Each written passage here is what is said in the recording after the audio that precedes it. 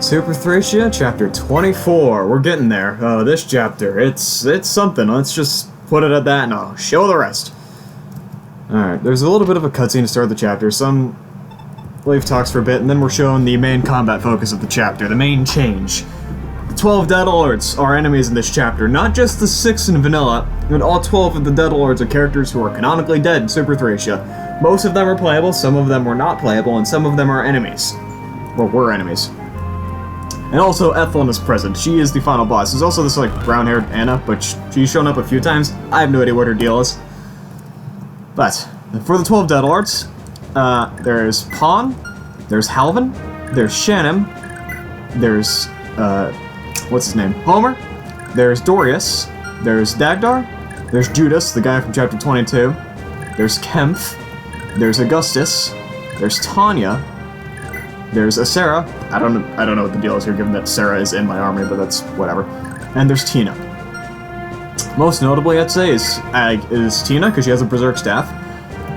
Augustus and Kempf both have siege tomes. It's actually so does Judas.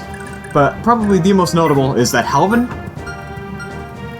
Shannon, Dorius, and Tanya all have weapons that are brave and effective against dragons. This should come as really no surprise. There's dragons in the endgame. You want these. At least some of them. At the very least, I'd say try and get Halvin's Great Axe, just because it's the most powerful.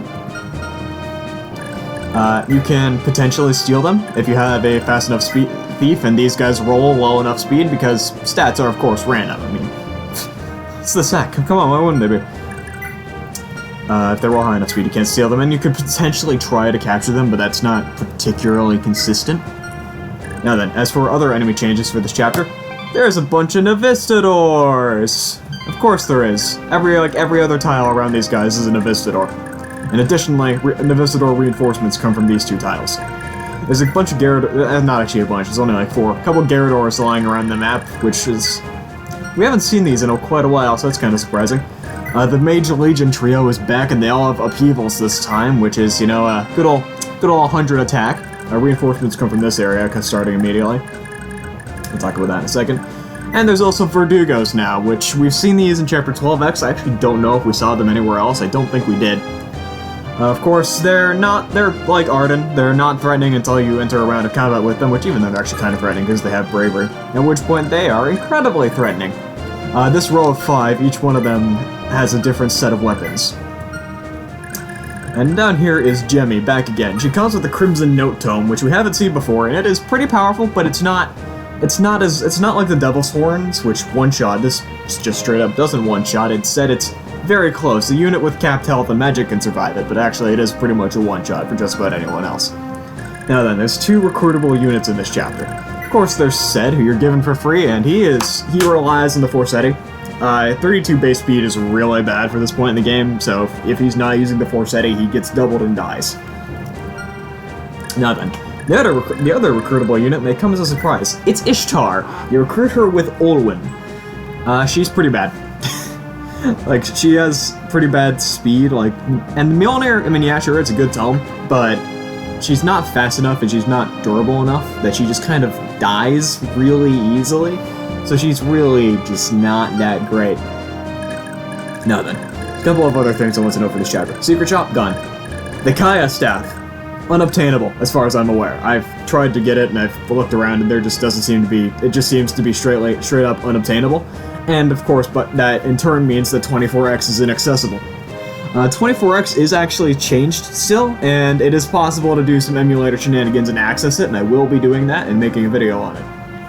But if you were to be playing through this hack normally without doing that, you just wouldn't be able to get to 24X. You just can't. Now then, Ethlyn herself, I haven't talked about yet. She comes with the Boulder's brand and the Boulder's scroll. The Boulder's brand is basically a holy weapon without being an official holy weapon.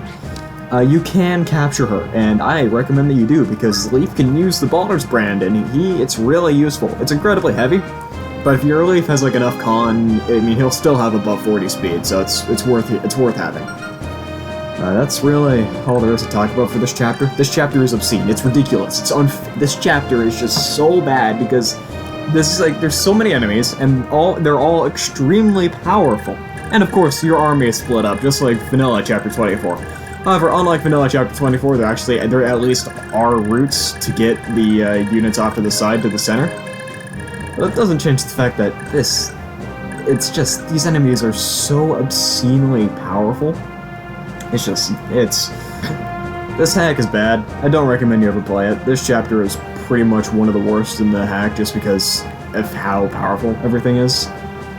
But, yeah, 2 more chapters. This hack doesn't get any better. This hack just... I mean, I probably could be saying this, saving this for the last episode. I don't recommend you play it, because it's more of a test of patience more than anything else. This hack is just not fun in the slightest.